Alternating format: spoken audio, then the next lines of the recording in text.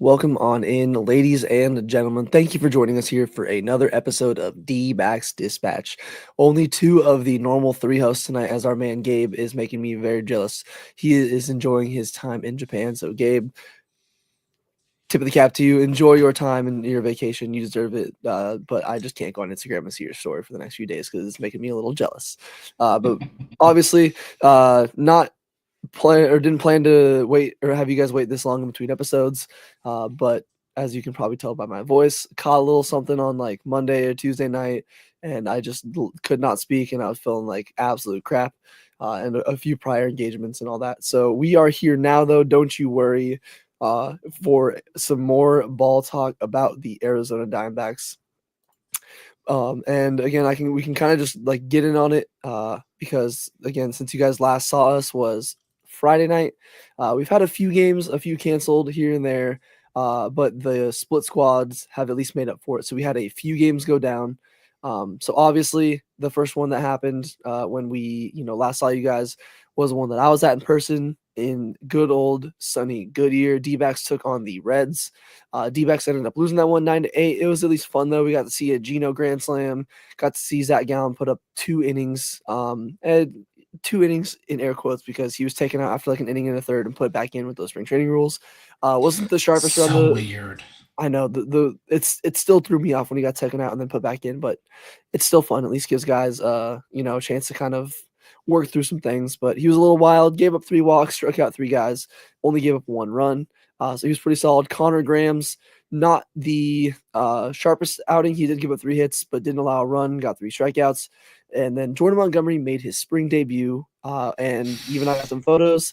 He looked good. He did look a lot skinnier than he did last year. Definitely slimmed down, but that definitely did not help as his spring ERA after only 1/3 of an inning is 1.35. He hit the first batter he faced, gave up a home run on the very next pitch. It was not a fun time for Jordan Montgomery in the fourth inning there. Like I said, could not complete the full inning. Gave up 2 hits, 5 runs, all 5 of them earned, 2 walks, and then obviously the 1 home run. So not the start we wanted to see from him in spring training. Still has a few more outings, but with the way Ryan Nelson has been pitching, which we'll get to in a second, he definitely put himself a little bit more behind the 8 ball and was not what we were hoping. D-backs had Justin Martinez come in a tie game. He unfortunately was also a little bit wild. He gave up 3 runs, all of them earned, 2 walks, no strikeouts. Kind of all started with a MLB The Show infield single kind of thing, and snowballed out of control from there. Jack Hurley made things close in the ninth inning with a 2-run bomb, but the D-backs did lose by 1, 8-9. Saturday was a little bit of split squad action. The D-backs did face the Rangers and the Oakland Athletics. They faced the A's in Vegas. I believe they took them down at a score of 7-5. I'm double checking right now. They did take them down a score of 7-5. You had some pretty solid numbers. Blake Walston didn't look terrible. His fastball velo was up a little bit, but considering where he was in high school, not really what we want to see. But he wasn't terrible. My goodness, why is it giving me the Rangers game day score here? Here, hold on. Let me get to the D-backs. There we go. That's the box score I wanted. Thank you very much, MLB, for working with me. The D-backs had Walston go 2 1/3. Lucas Sims came in, didn't look the best. Jeff Brigham went 2 innings. He was pretty solid. 2 hits, a walk, and 2 strikeouts. Jose Murillo, pretty solid, an inning with 1 walk and 2 Ks. All around the D-backs kind of B bullpen out there wasn't too terrible. Ketel Marte had a hit. You had Perdomo with a base knock. Waldschmidt, I believe, got robbed on the Saturday game because I think it was actually 2 split squads. Yes, Saturday and Sunday. That's right. So there's 2 split squads. So they lost the first split squad. They lost both times on Saturday. Sunday, they at least won both times to beat the A's 5-7, and then they beat the shit out of the Rangers here in Arizona 14-1. They put up 10 runs in the 5th inning alone, which was just crazy. My real app was going absolutely bonkers. Corbin Burns looks like he's ready for opening day. He went 4 innings, 2 hits, 1 walk, and 5 strikeouts. So his spring ERA is down under 1 at 0.96. So he's been looking really solid. Ryan Thompson, a clean inning of work. Kyle Ament did give up 1 run and walked 2, but he got through an inning. You had Backus, that was pretty solid. 2 innings, 1 hit, 3 strikeouts. So the D-backs bullpen there didn't really too much, obviously, because of that huge lead, and obviously they took down the A's. So little double wins there, which was nice. Going on into Monday, they matched up with the Dodgers for the first time of spring. They did face Yamamoto. He kind of carved him up a little bit, but it was again the D-backs like half the real lineup, half the B lineup. Yamamoto went five Dodgers innings. had like literally their entire A lineup out there. Yeah, like the Dodgers were ready for it. Poor Zach Curtis had to face that absolute Avenger squad. But again, it's spring training. You like to see some of the work you can get out of some of the other guys. Dre Jameson did give up a run and had one walk, no strikeouts, but he's still looking pretty solid. Scott McGuff surprisingly went 1 inning and struck out every batter he faced, which is, I guess, it's good. I'm glad he's doing good, but I just don't want him on the roster. So if he could just stop doing that, that'd be great. The rest of the bullpen, probably some names: Sosa, Angelo, and Rashi. Not too familiar with them, but again, D-backs do drop that one on Monday to the Dodgers. Tuesday against the Royals, they win that one 3-2. Josh Naylor had a stolen base. I know there's some fun stuff going around where he and the catcher are actually good buddies. And there was a thing where whenever he's on base, he's got a steal. So Josh Naylor did have a stolen base. They look pretty solid. Let's see. Yeah, Naylor went 2 for 3. He seems like he is just ready for opening day, just like Corbin Burns. Gino went 2 for 2 with a walk. So Gino looks like he is continuing his hot streak from the end of last season into this year. Jordan Lawler went 1 for 2 with 2 walks. He's been looking really solid. He's got a 922 spring OPS.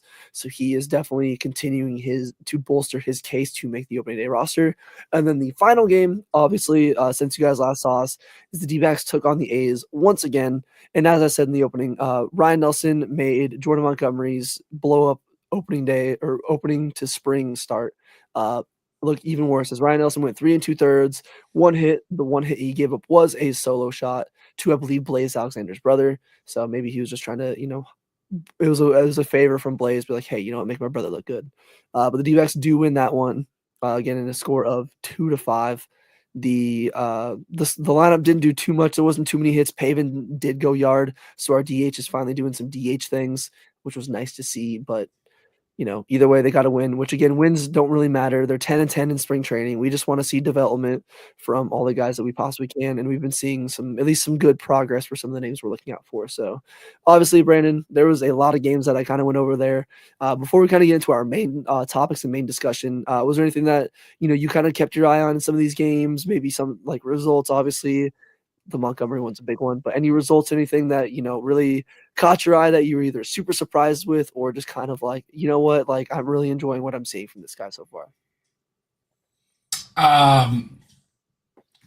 Waldenschmidt has looked like in those 2 games against the A's, he looked really, really good. Now we know he's not making this opening day roster. He's still got a ways to go, but it's just nice to see where some of these prospects are when they allow them to play in spring training. Like he hit an absolute nuke in Vegas, and that ball dies in that outfield, by the way. I don't know if you watched that game. There were a lot of fly balls that look like were easy home runs that just die on the track. So, Yeah. luckily, that's not where the A's will be playing in Vegas. Also, I'm really happy to see that Jordan Lawler continues to look really, really good. He's forcing this team to make the decision that he needs to be on this opening day roster, and it is not going to be as a utility player. I truly think he will probably play 4 times a week, but what position? Who knows? It could be give Domo a day off at shortstop, or let someone else DH, like Gino DH, and put Lawler at third, or give Cattell a day off his feet. He plays second. Like, I truly think that is something that he could do.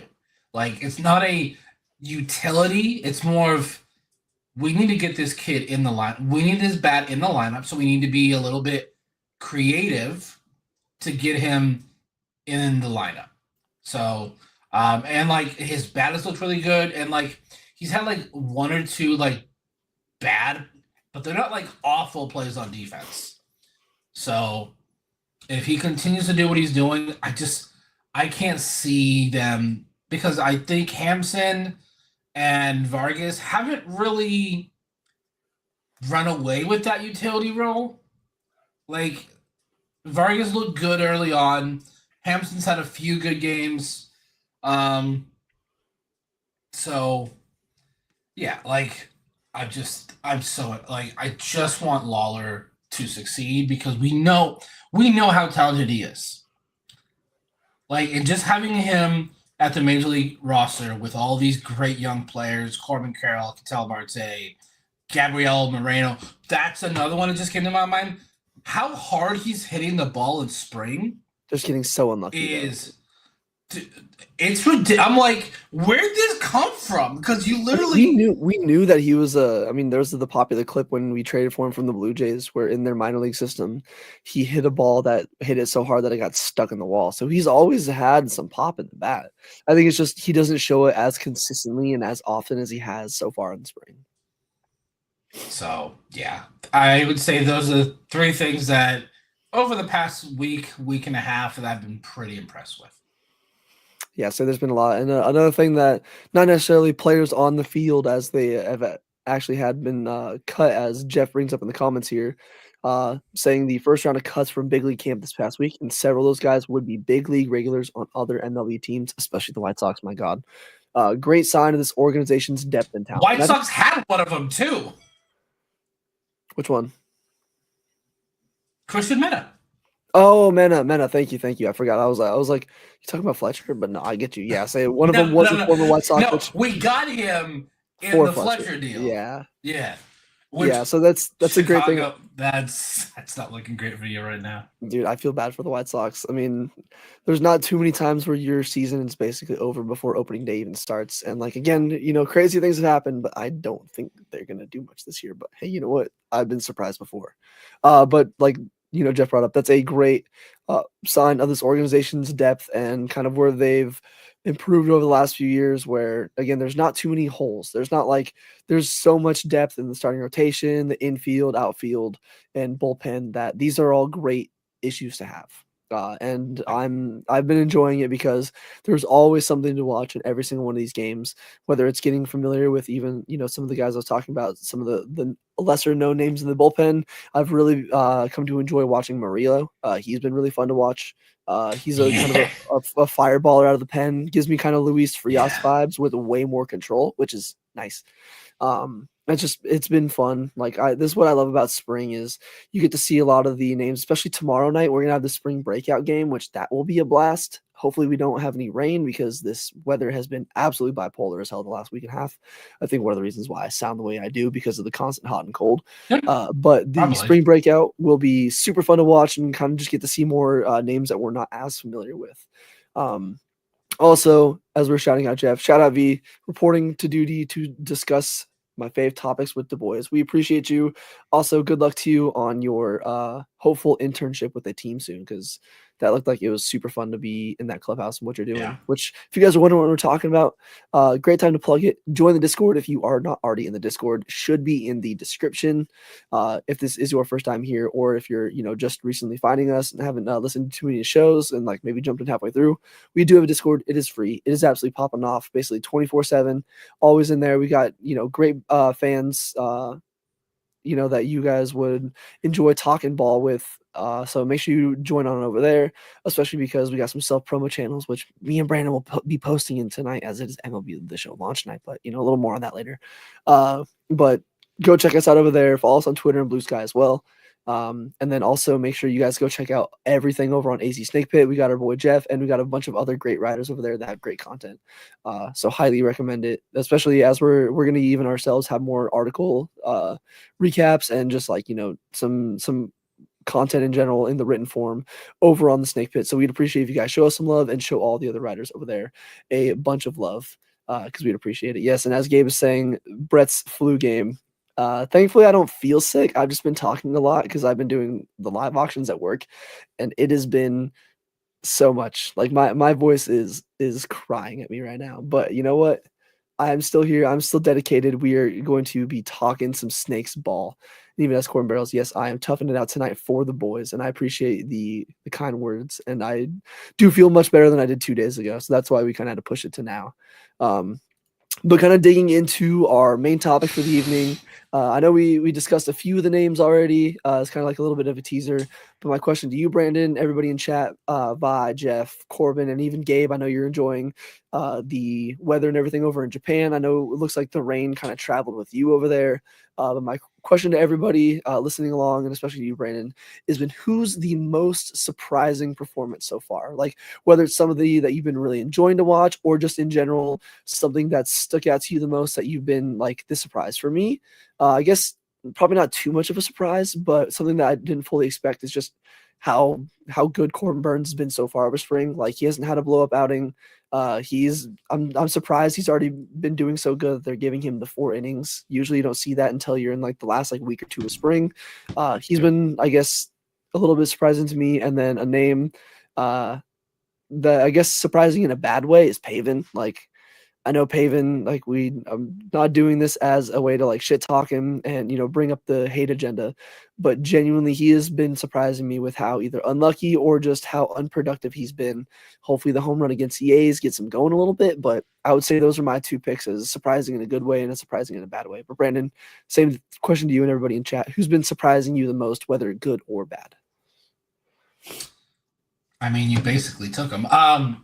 Like I was like with Corbin Burns, I was like, yeah, he's gonna be good, but I'm not expecting a lot from this dude. Looks like he's in mid-season form right now. And then the fact that he is adding a pitch, from if he can add like a sweeping curve or the sweeper that rumor has it that he learned from Brandon Pfaadt, and Brandon Pfaadt learned his cutter, which we all know how dominant Burns' cutter is. Like, I know that I said opening day should be gone because it's his team, and I'm still gonna stick with it. I'm just saying if they give it to Burns, I will understand because of he literally has just pitched over 9 innings in his 4 games. Like you said, just under 1 ERA, 13 strikeouts. We like people were talking about, oh, his strikeout number 13 over just 9 innings. I wouldn't say that's down. So, yeah, Paven, all trolling jokes aside, I want him to do well because this is his chance. This is his chance to show that he is a full-time 400 to 500 at-bat player. I don't think that he is, but I want him to be able to prove me wrong. So, we'll see. Like you said, I hope he kind of gets it going. Yeah, 26 at bats so far. He's slashing 231, 333 with a 679 OPS. He has 6 hits. And then obviously the home run was his first RBI. So definitely Cam not brings the start. up a solid point about Jameson. Jameson looked really good against the Dodgers. I think he actually gave up a homer, but outside of that, I thought he looked really, really good. So I'm pretty hyped. I'm really hoping that he makes it on the opening day roster, but I would understand why not, because he's coming back from Tommy John. So you want to kind of take it slow, but I think he has definitely earned the spot, definitely over Scott McGough. That's for damn sure. Yeah, I would rather have Jameson putting fire in our blood out of the bullpen than Scott McGough making us hold our breath and hoping that he can just not give up tanks, because I've seen it. That last blown save against the Padres last year when Seawald was out was kind of the final nail in the coffin against me, where I'm like, yeah, I don't need any more Scott McGough in my life. I think wasn't the fact that he had to pinch hit in a game where pitchers aren't supposed to hit anymore. That wasn't the straw that broke the camel's back for you. That wasn't on him fully. That was on and even looking back on it, Domo got hurt, so they had to sacrifice their DH. So that wasn't fully on him necessarily. Like I mean, he at least got out of the jam that he was in, so the game was at least closer than it could have, or at least closer than it potentially could have been if he, did the normal Scott McGuff experience. But I definitely think Cam brings up a good point. The Jameson throwing as hard as he did, I think he touched 101 the other day against the Dodgers Yeah. too. That was really nice. Some of the other points. Did you have one more thing, Brandon? Not on this topic.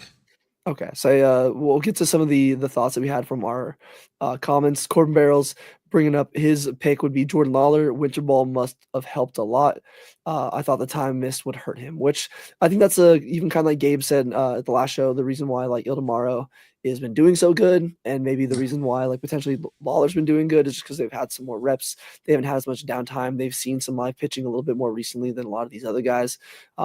But it is great. Like, I think that Lawler definitely needed it after the missed time from injuries last year. So it's been really good to see him kind of like pick up. I know he didn't hit the greatest in winter ball, so it's not like he's like necessarily picking up where he left off, but it is still nice to see at least him, bringing some of that confidence over there that it seems like he played with. And it's so far, it looks like he's going into spring, not like like what I do in MLB The Show on rookie mode, where I'm like, I want to swing at every single pitch. I want to crush everything, make all the plays, be the superstar. He's like, I'm just going to do my job. It's like, if I get a pitch to hit, I'm going to take it. If I don't, I'll take my walks. I'll, play my defense as best my ability. And that's even what Gabe brought up as well after saying that Lawler's defense has been so impressive. His range and arm are more than major league ready. And I fully agree. It is. That's kind of like what Brandon was saying earlier, where if he makes the roster, there at least is like there's usually gonna be one day a week where a guy like Gino, Perdomo, Cattell are gonna need a day off to where those are, especially with him getting reps at third, he could easily slot into third, short, second, and then even if Grichuk needs a day off and they need a DH, they could throw Lawler as a DH potentially, or put Lawler again at third base and Gino as a DH, keep Gino off of his feet. So I think the way he's playing right now and everything like that is a great sign. And if he is this short, we'll know that, he's going to make some of those pretty deep throws and we don't have to worry about him being a noodle arm. Jeff is bringing up the more, I guess, negative negative surprise, saying that Monty's outing was surprisingly bad. 1/3 could barely break 90 miles an hour. Stuff looks so much worse despite having a normal offseason, being in great shape. And yeah, I think that's kind of hits the nail on the head that yes, he did look a lot better. He did look like, I even said at the opening, he looked like he slimmed down, but his stuff was just super slow. Everything was either hanging or was just being spiked in the dirt, or if it actually was in the zone, it was being pissed on. Like he just did not look like he was worthy of that final fifth rotation spot. Definitely not.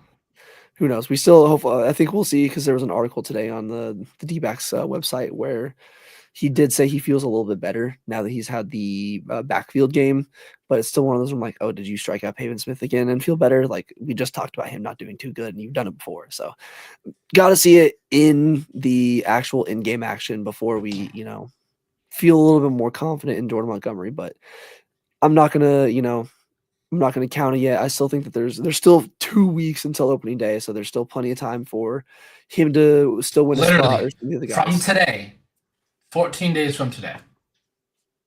Yeah, there's literally plenty of time for multiple guys to either fully win their spot or fully just have the wheels fall off and lose their spot, which I don't hope. I want everyone to succeed and do well. I'd rather have every single person do insanely well to where it makes that decision something that I'm glad I don't have to make, but in the nicest way possible, make Torrey lose sleep on over who he has to send down or who he has to, tell them they're not leaving camp with the major league roster. But going on into our second point, I know obviously we've talked about like the most disappointing a little bit here, like surprisingly in a bad way. I guess a name that for me, because he was so good for us in 22, he was a pretty reliable lefty outside of Joe Mansupply.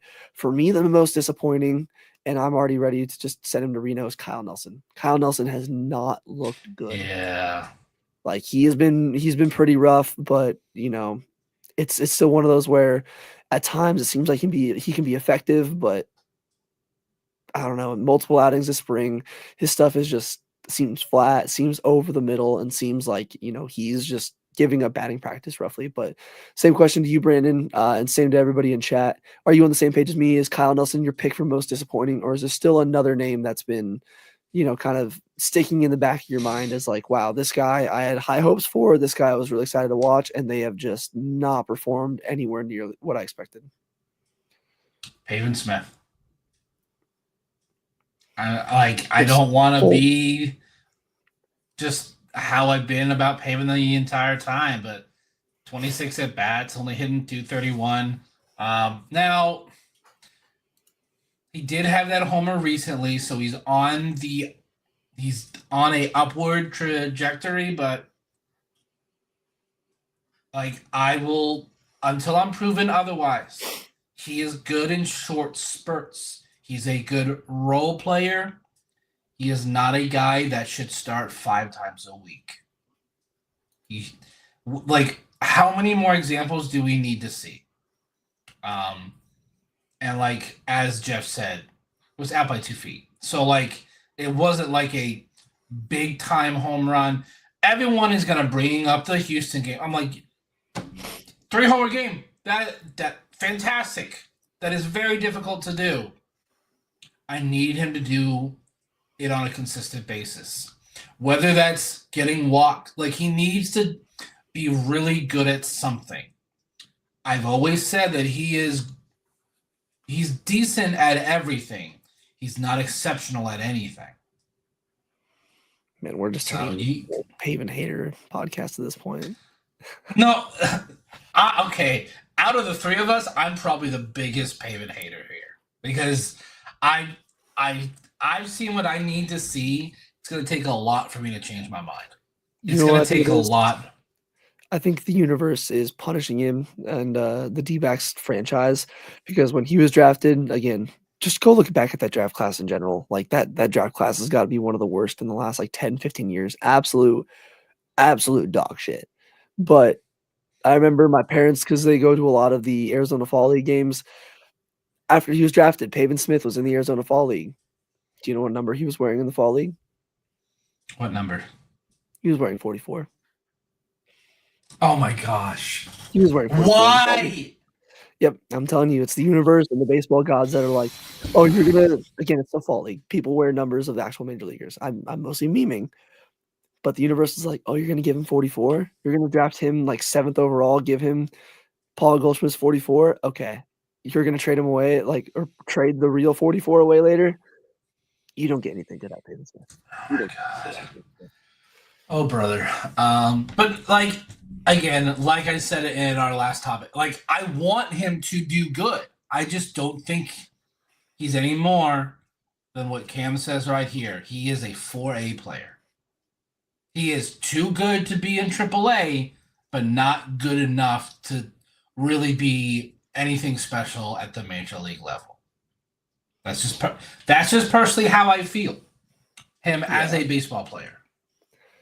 It sucks too because I think it's one of those where it could be he's just genuinely pressing. Like he knows that this is his best opportunity to fully, lock down that left-handed DH spot.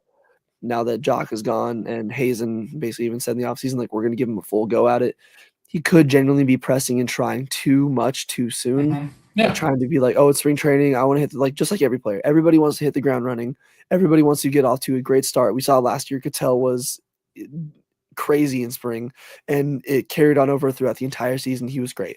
Hopefully we see the same out of Corbin this year because he's hitting like 500 almost. He's just smacking the shit out of the ball, even though he was set to miss time with injury. Sorry, that's a whole rant that I can fucking go on completely separately.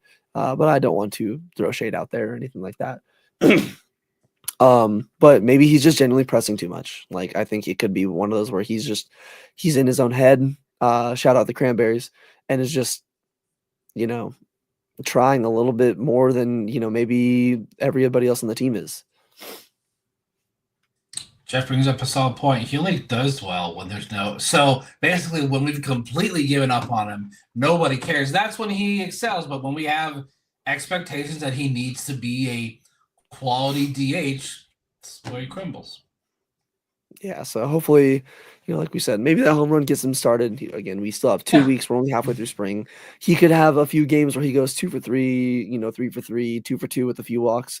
And next thing you know, all of his spring numbers look so much better. And he has the confidence. And we're sitting here eating crow, which I would be very happy to eat crow on Pavin. Again, we want him to do good. We want him to succeed. I'm any player on the Diamondbacks. I am more than willing to eat crow if I'm wrong on something. I mean, we had to do it with Gino last year once he had his second half success. Like Yep. we've all been wrong at times. That's why none of us are GMs and we don't get paid the money to be a GM because we don't make those decisions. That's very true. We still got 2 more weeks to decide on the roster, so maybe we'll see some more success or even some coming back to earth for guys like Corbin Carroll and all that. But moving on to my next question I had for you, Brandon, and everybody else listening at home is who would be your dark horse of spring training? Maybe somebody that obviously I know going into spring training, we talked about Lawler needing to hit like 400 to make the roster. He's not hitting 400, but just with his overall play, he's definitely, made it a tougher decision for Torrey and Hazen. But who would be your dark horse? Maybe somebody that we haven't mentioned too much. Maybe somebody that looks like they could be, like not really thought of too much. Like who would you kind of pick out of the roster to be on the 25 man once we get to March 37 or March 27th? So I'm going to go with one hitter and one pitcher. The hitter, Jorge Barroza. He has looked very good in spring, in my opinion. Like he's looked dynamite. So I've been like very impressed. He's a speedster, plays really good defense, and we need that at Chase Field. That center field is quite spacious. And then the pitcher, I gotta look at his age real quick to see how crazy. No, I'm gonna go with it. Juan Murillo. That like, can you imagine? So you probably have him, J-Mart, Jameson, and Puck. That's 4 dudes that we all know throw over 100. Like, it'd be so great to have that. Like, definitely could see that for sure. Because, and then I think Ginkles can get to like 90, 97, 98 too. So, like, that's what you need out of your bullpen is guys that can strike batters out. Like, I don't like the whole pitch to contact thing with Joe Mansupply. Like, it scares me too much because you are asking guys to hit the ball. I'm like, isn't the point to have them swing and miss? Yeah, seriously. So yeah, those are my 2. Jorge. Like, I thought about Lawler, but I feel like that's not a dark horse. Like, we all, like, it was pretty expected that he should be on the major league roster. I don't think Jorge Barroza was there for a lot of guys either. Yeah, no, Barossa, that's honestly a good pick. He's in like over 320 again. It's spring, so all these numbers are going to be super small sample sizes. But he has, like you said, he's looked really good in the outfield. He's looked pretty good at the plate. He is a switch hitter, so that does add a little bit more versatility. To even the A's broadcast was kind of talking about it a little bit when we played them the other day because I was listening to Dallas Braden, and I'm forgetting her name, but the other broadcaster for the A's, they were even talking about, the amount of switch hitters that Torey Lovullo was able to pencil in for that lineup. Like, that's got to be annoying for pitchers. That's got to be great for backs because it makes you don't have to worry about a lefty-lefty matchup or a righty-on-righty matchup and like having to platoon guys or, worry about that kind of situation where you're like, especially like Cattell nowadays, which it's so funny looking back on it 2-3 years ago, how there was a big talk about Cattell abandoning the right-handed swing or the left-handed swing and just going strictly just as a right-handed hitter. And he's made that conversation a topic of the past. I think for me, he was adamant, but he was adamant that I'm not going away from switch hitting. No matter how much the team tells me, the media, the fans, like he was like, no, I know I'm a switch hitter. And yeah, he proves it. Like, he just proves it. Yeah, so it's been a conversation or something that has been really nice to see over the last few years. Him just fully be a threat from both sides of the plate. But my picks for I'll probably try to do another pitcher and hitter as well. I think a pitcher, even Jeff's kind of bringing up. I know I really want Dre in the bullpen, and I really would absolutely love it. But if they do keep him down or do want to make sure that, he gets a little bit more innings under his belt before they want to bring him back to the major leagues as he builds himself back from Tommy John. Jeff brought it up here in the comments saying Shelby Miller could never one of our guys this year and surprise a lot of D-backs fans who only remember the negative starter stint. And I'll be the first one to say it. When he was a Dodger a few years ago, when I was at the I think it was the Mother's Day game against the Dodgers or whatever it was, maybe it was the Easter game. I was yelling, I was calling him a bum. I was being that fan, but that's because again I remembered his very very unfortunate stint here as a Dimeback. But I again just like with Pavin, I will eat crow if he's good. If he can make this bullpen be a little bit more of a threat. Like it's not like he throws like in the mid 90s. He's not throwing like 93, 94. He throws pretty tough. I think he was touching like 98, 99 on Saturday when we went. And he does look pretty good. There's been a lot of guys that have found success transitioning from starters to relievers, and I think that is a good name. Where again, it's a tough bullpen battle. He is on I believe, a minor league contract, but again, Yep. Jameson I believe has the options. Miller doesn't, so I could see them going with Miller, and him being a Also, name out of you spring. you got to remember, Graveman just got hurt, and he's probably gonna miss opening, not be ready for opening day. So that opens up a spot. Exactly. Yeah, so there's at least going to be some spots ready for either him and or both Trey Jameson in the bullpen. That'll be fun to Yep. watch. But a name like I'm trying to find a hitter here that has been kind of surprising me a little bit, but it's tough to like. I mean, as a dark horse, it's pretty tough. But yeah, and obviously I know there's still a battle, but maybe Vargas. I know like there was a lot of jokes back before the D-backs made all their moves in the offseason about, oh, like, cool, it's July, it's 100 degrees in Chase Field. Pavin Smith and Ildemaro Vargas are your, two big pickups and two big left-handed hitters in the lineup now because at the time they weren't doing anything. But he's been really surprising me. Maybe even like I guess and he's a little more obvious of a pick, not a dark horse. I'll go with Garrett Hampson, I guess. Garrett Hampson, I still feel like his speed adds a lot to this team. He's really good at defense too. I feel like with that speed, he can get to a lot more balls hit up the middle that maybe a guy like Vargas might not be able to get to. And yes, it would suck because it would force Lawler to go down to the minors, but again, it still at least adds a solid bench bat, solid speed. Imagine like a Kevin Newman just with a little bit more speed. And we all loved Kevin Newman last year, so I would be pretty happy with that. Josh is in the chat. Welcome in, Josh, producer extraordinaire. I always love to have you joining us in here. Josh is asking how Mancini has done, and I am currently looking up his stats right now. So 19 at bats, and then like Jeff said, a 976 OPS. So 19 at bats, 8 hits, 2 doubles. So he's looked pretty good.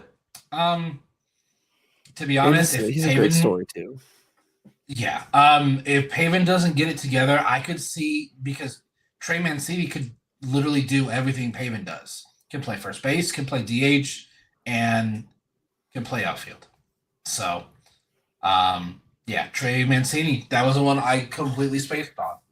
So that could also be a dark horse. Just awesome. Like you said, just be a great story. Yeah, man. Like he's definitely made the rounds because he was with Baltimore for a very long time. Then got traded to Houston, and then he played with the Cubs last year. I think it was a minor league team. I think he was either the last year or the year before. Might have been 23. Yeah. So he played with the Cubs in 23. He didn't play at all in 24. That makes sense. Yeah. Or he didn't even play minor league ball in 24.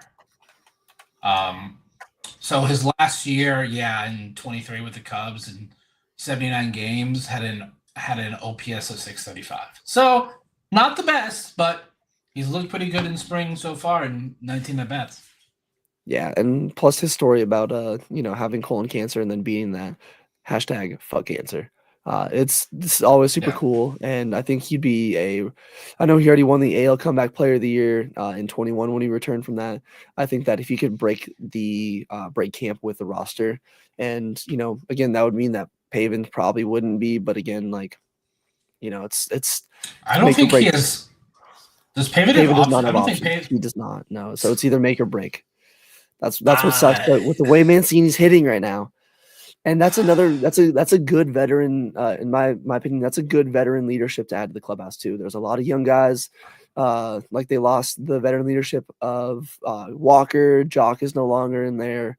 I know they've added a little bit of veteran stuff on the pitching Naylor. side with like Corbin Burns coming in, even Naylor. I know he's not like in the unk status of veterans, but he at least has more experience. So he's definitely added in it. But I think adding Trey in there, especially he's been through the thick of it in those years when with the Orioles when they were ass. Like he was a part of some of the worst Orioles teams ever, and he knows what it's like to lose when Mhm. you're going through some of those rough ruts as a team as a player.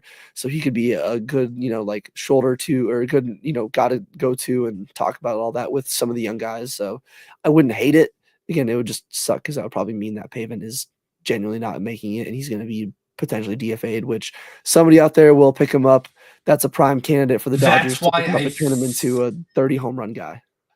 That's why I think if Pavin is close with another guy like Mancini, Pavin makes the roster. Trey doesn't because Trey he could go through waivers and they could go put him in Reno. Pavin, they'd have to DFA him. I think somebody claims him. I really do. I think a team like the Marlins, for example, or the Pirates, or the White Sox put a claim on him because again, I'm not saying Pavin isn't a good major league hitter. I think our roster, I think there's just other options than playing Pavin every day. So Yeah. I'd still think that Trey that'd be fun though because that'd be a great story. I think he also does still have a little bit of pop in that bat, so I think he'd be a pretty fun yes, addition to the lineup. And plus, I think the D-backs are at times a little left-handed heavy, so obviously you could slot Mancini over there. Naylor could still be the left-handed DH, and probably wouldn't miss the Jets would claim Pavin to be a QB. Oh my God, Pavin. I would feel so bad for him because he has to actually. You know what? He'd take over what Aaron Rodgers did for them, and you can't be much worse than Aaron Rodgers as a Jet in that career there. Plus, you don't have to worry about getting ayahuasca rants and shit from Pavin. So yeah, ayahuasca Pavin could be the secret weapon. There you go. Maybe he just needs to go into the darkness. Maybe he just needs to go into the darkness and have it on his own time frame and go on Pat McAfee and talk about conspiracies and bullshit all the time, and it'll fix him. But getting back into on the topic of things, there was not necessarily full D-backs news. We don't have an overlay to share with us because we were having not like necessarily tech issues, but for you guys that probably saw online, I know I saw. I love hats. There's a lot of banger hats that I have, especially like here. But boy, oh boy, for every 10 banger hats, there seems to be one set of hats that New Era puts out that is absolutely a miss. And if you guys don't know what I'm talking about, we'll try to find like a link to send in the chat for you guys to look at. But they came out with a design where it was like for the D-backs, it had imagine Arizona, like the Arizona font on their away jerseys. Imagine that on a hat, right? But then imagine in the middle of that, you have the main logo, the A. So for the D-backs, instead of it saying Arizona, it's literally Arizona with the A, but it basically spells out Ariana. You have teams like the Cubs where theirs looks decent because the C for the Cubs is literally over the C in Chicago, so it literally still just says Chicago. You have the Astros that said Ashhose or Asshose. That was funny. But then you have a team like the Texas Rangers, and I don't think they had anybody proofread this hat because the giant T replacing the X in Texas now has the hat say tetas, which is tits or boobs in Spanish. And that is just fucking hilarious to me. And I believe they ended up pulling that hat from production and is now selling for around like $1,000 on eBay in the aftermarket because, again, who doesn't want a hat that says tits? Absolutely immaculate. Great job, New Era. Great job. Round of applause. I might try to pick up the But a Ariana hat for couple of memes. the hats sold though. Couple of the hats, if you go on eBay, Yeah, like $1,000, dude. Yeah. It's like back in the day when like Did, this will be a flash in the or flashback. It's like back in the day when they took Flappy Bird off the App Store and people were selling iPhones with Flappy Bird for like thousands, or back in the day when they took the PT playable teaser off of the PlayStation Store, and people were selling old PS4s with PT still on it for like hundreds and thousands. Like that's what they're doing with the Rangers hat, and like maybe for that price, no, but for the people that did get one, hell yeah, shout out to you. You get to wear a hat that you get to have something on your head that just says tits. Hell yeah. Hell yeah, man. So what are your thoughts on that whole thing? How did some of these get approved? They're That's terrible, what I man. don't understand.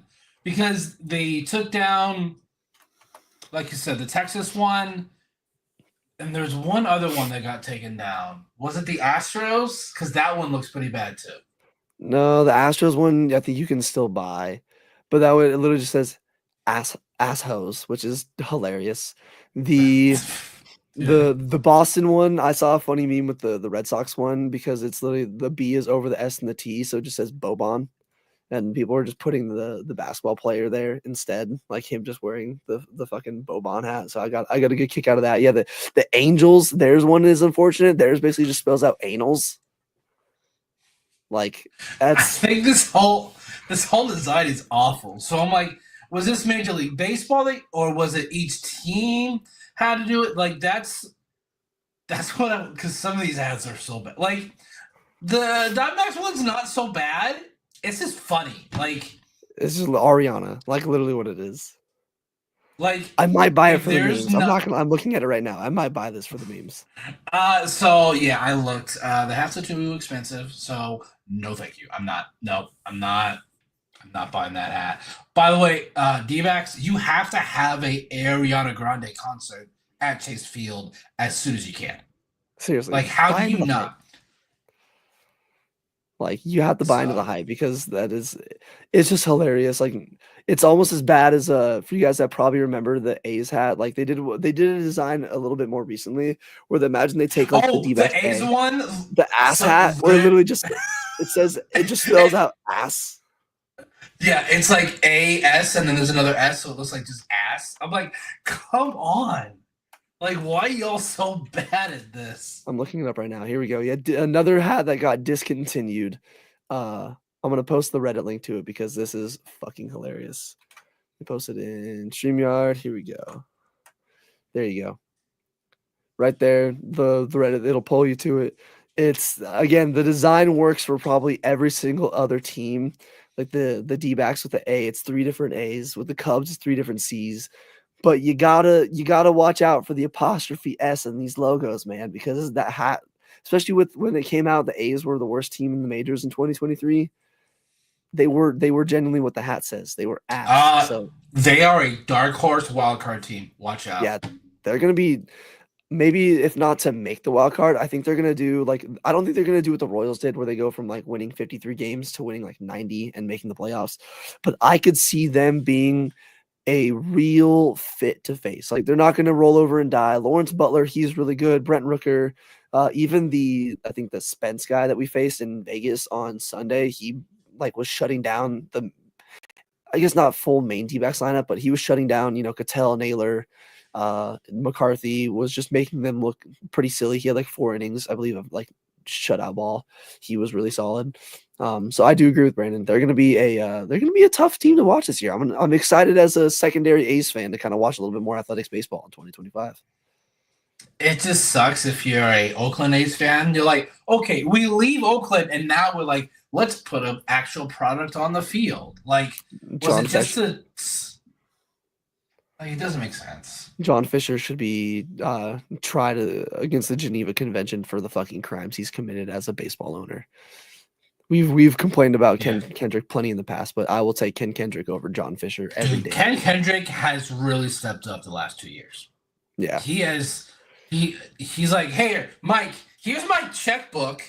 Do what you need to do I because gen I I genuinely like think like it's I genuinely think it's they finally are out of the financial hold that the team yeah was in when they took over from the Colangelo era. Like they're yeah, finally which like was they're no longer just was barely it hovering 15 over. years Yeah, I think at because he least? he bought the team in '07 or was it '04? He bought the team in '04. So Yeah. yeah, around like So 20 years almost, like 20, probably like 19, like 18, 19 years he's because they not finally even the started. worst owner in the valley anymore. Okay, that that let's not hate on belongs. Ishbia. Let's not hate on No, Ishbia. no, no, no, no, no, no. That's not who I'm hating on. I'm hating on the Oh, the Bidwell. former Bidwell. Yeah, I forget about Bidwell. He's ass too. Yes, because you're not a Cardinals fan, so it never crosses your mind Yeah. It's because because you like as an to owner myself, as it says right Oh my here, god. as an owner myself, I make sure that my team and my franchise is. I'm sorry, I have to do that anytime I get the chance. Yeah, I know you do. I'm a better owner than Michael Bidwell. How fucking sad is that? Yes, you are. But So we're not here awful. to talk about the Cardinals' sad state. Hey, they did sign Josh Sweat, which was good signing for them. I'm a little sad because I wanted the Packers to do a little bit more on their defensive line. But we are not here to talk about football. We are here to talk about D-backs baseball, which I know it's not fully D-backs related, but some fun news as I kind of well, maybe not even news, but some fun times. This is a holiday for every video game player that enjoys some sports games, at least the baseball sports games, because Yes. if you guys pre-ordered it in less than an hour and 9 minutes, or in about an hour and 9 minutes, we are at the launch of MLB The Show 25. It's going to be a blast. Unfortunately, this year, once again, the D-backs collection reward was another iteration of either Steve Finley and Luis Gonzalez, and it was Steve Finley. But thankfully, their team affinity, which you guys that don't know what the MLB The Show is, don't worry. Like we're not going to fully nerd out here and go on a full explanation on every little thing in MLB The Show. But the D-backs do have a diamond Justin Martinez that you can get after about like 2 hours of playing through the thing. So at least we get something By the that's way, not Steve Finley. it's not going to take you 2 hours. That's the devs. Like, I wouldn't be surprised if it takes you less. I think they were being very conservative, saying it takes about 2 hours. I wouldn't be surprised if it's less because the devs really aren't like that great at playing it. Like, some of them aren't that great There's a at. few that are good on the sticks. There's a few like I've Yes. seen the dev Yeah. training; they're pretty solid. Dude, that dev training was interesting. I love the whole like, oh, this guy would look great in a Nats jersey. They did it like 12 times. Yeah, It was really funny. But no, I am you like last year's game, you like played it for like what, like 2 months and you just kind of got tired of it. I stuck with it the entire year. Diamond Dynasty. I turn it on every now and then, but I definitely I'm a Diamond Dynasty lover. I played maybe 20 games of Diamond Dynasty because I just did not like how they had everything built out. This year's like for those of you that probably got off of it last year or maybe in 23 because of sets and seasons, that is gone. So any cards you get today, you can still use in September. Yes, So, and the power creep is back. We're not getting 99s from on the other than the collection rewards because they have the which 99 Carlos Beltran. no way is anyone getting any of those 99 cards tonight. Over Your the friend Kyle, weekend, YouTube, like literally I'm a mod for him. Shout out your friend Kyle. Love his streams. Been watching him for about 5 years. But your friend Kyle, I mean, if you're a YouTuber, it makes sense because you can basically write it off as a tax write off. yep, He got like $2,000-3,000 in just Xbox gift cards, or Xbox money. So he is going to get the collection reward done tonight, and he is going to do debut videos all until like 2, 3 in the morning, and then he's going to put them up on YouTube. He's going to make he's going to make his money back just on the YouTube videos and the YouTube views alone, because he can say first person to use this card, first person to use Beltray, all that. So there are going to be a few people that are going to have the 99s unlocked tonight. That's why if I pull Mike Trout in a pack tonight, I'm probably going to sell him immediately because that's a lot of in-game money, which again, for you guys that don't know, it's called stubs, which is just we can nerd out about this for so long, but you guys that don't play MLB The Show are probably like, what the fuck are you two dweebs absolutely talking about here? but no, we got 2 weeks till the season starts. I know for me, expectations are very high. It should be for all of D-backs fans. Like, there is no reason that we should make the play. There is no reason that this team should not be a wild card team. No Yeah, reason. What like this even offense fight is for so division. talented. This bullpen's looking like it could be pretty nasty. And that starting rotation, if there's no injuries, it's a top 10 starting rotation in Major League Baseball. And if you don't want to wait until opening day to see Corbin Burns in a D-backs uniform, just get Emily the show and join Brandon and I tonight. As like I said earlier, in our Discord, the D-backs dispatch Discord, which is in the description. If you're not in there already, join in there. I know both of him and I are going to be streaming on Twitch on our own little personal Twitch channels, doing our own thing. So if you guys are bored, if you guys are not doing anything, if you don't have the game yet and you want to see some like gameplay or see the UI screens or just come and hang out in the chat, both of us will be posting our Twitch things in the self promo channel. So make sure you guys are in the Discord so you can get the notifications whenever we're live over there. Because again, it goes live at 9 o'clock Arizona time, 12 Eastern. And thank you for being on Pacific time right now. yeah, that's the one nice thing about games nowadays releasing. Like I remember back in the day, like super not super long ago, but years ago when like Guitar Hero was first coming out and having to actually wait for the midnight release because digital download wasn't a thing.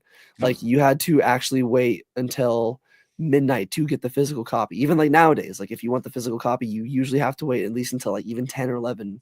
GameStop has definitely been like, we don't want to be here until 12. We'll just give it to you early. But back in the day, you had to be outside waiting in line until midnight and then go all the way home, plug it in, download the software, do all that. Where now it's nope, it's already downloaded. Literally, I did it this morning before I went to work. I was like, I'm downloading this game now. It's gonna be good to go. And I'm Dude, gonna be it took using. me 5 minutes because my internet is so fast. It took me 5 minutes to download it yesterday. Yeah, say Josh, a flash from the past. Josh saying that waiting at GameStop at midnight for Modern Warfare 2, man, what Facts. a fucking throwback memory right there. Oh man, we were robbed. Go buy physical media. Get physical media. I know I do it for MLB the Show, but over in the corner here, you can't see it. I'm like pointing at it. It's like right behind my thumb here. This little red corner right here. Right here, like this little red corner just on the side of it. We went to Zia and we got like 30 movies for like 99 cents a piece. And Damn. it was a good flashback. So go get Very physical nice. media, keep the dream alive. Go get MLB the Show. But make sure you guys go to the Discord, follow us on Twitter, follow us on Blue Sky, and make sure you are ready for a super fun D-backs season because we are just 2 weeks away, literally 2 weeks from today. Hopefully 2 weeks from this time exactly. We'll be in, I think it's a night game we play against the It Cubs. is 7-10. So hopefully at this time 2 weeks from now we'll be 6 runs up on the Cubs.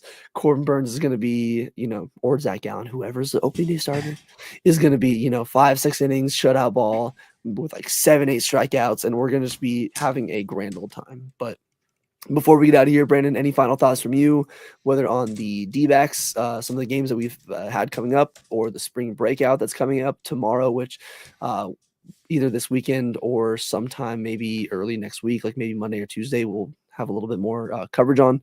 But any final thoughts on just the D-backs, MLB the Show, spring breakout, anything like that? I want to see Jordan Lawler continue to do what he's been doing all spring. Continue to hit well, play good defense, force Torrey, Mike Hazen, the powers that be, to have him on this 26. Actually, I think it's 28 for opening day. Roster, and let's just have a fun season. And can we not act like the sky is falling if for whatever reason we lose opening day? I beg you, D-backs fans, please don't.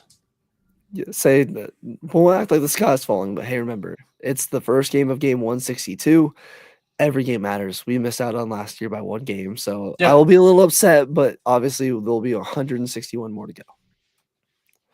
But yeah, so again, we appreciate each and every one of you guys for tuning in, hanging out in the live chat, or even if you are listening to this afterwards on YouTube, again, appreciate you guys checking us out. If you are on YouTube, or even just if you're not on YouTube yet, go on over to YouTube, like the video, comment on the video. Make sure you guys are subscribed to the YouTube channel because we are growing every single day. That's what she said. The liking and commenting does push. the liking and commenting does put us in front of a bunch of other, algorithms and all that. So it is a great way to help us, grow the show. So we do truly appreciate it. Again, make sure you guys join the Discord, join a community of a bunch of other D-backs fans. It is free. You don't have to pay for it. And then also, again, make sure you guys go on over to azsnakepit.com. Check out all the great articles that are coming out daily over on AZ Snakepit, as well as we will, in the next week or so, have more recap articles going up. So if you're a fan of the written content and want to show us love that way, you know where to find it over on azsnakepit.com. But again, we have been just the 2 of the 3 tandem here, as our man Gabe, even in the chats, is flexing on us. He's enjoying his time in Japan. I still can't go on Instagram and look at the stories because it's making me too jealous.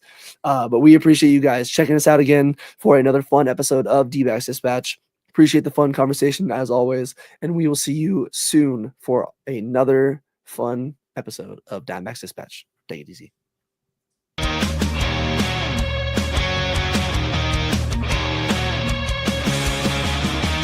Under the lights, the game goes down. Desert heat, but we own this town.